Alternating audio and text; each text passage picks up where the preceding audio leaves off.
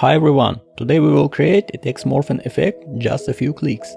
Create Fusion composition, place it on the timeline and switch to Fusion. Add 2 text nodes. Enter text, choose font and size.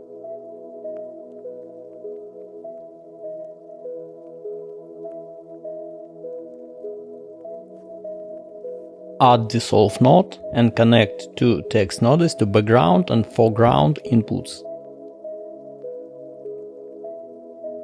Add blur node and then bitmap node.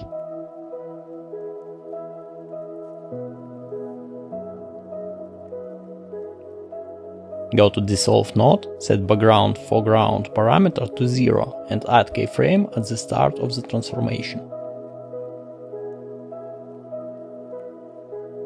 Move to the end of the transformation and set the value to 1.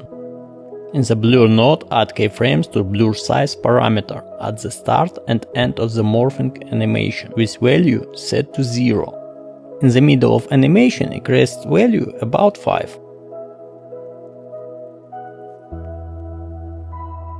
Go to the bitmap node. In the center of animation, adjust low and high value to desired. Done.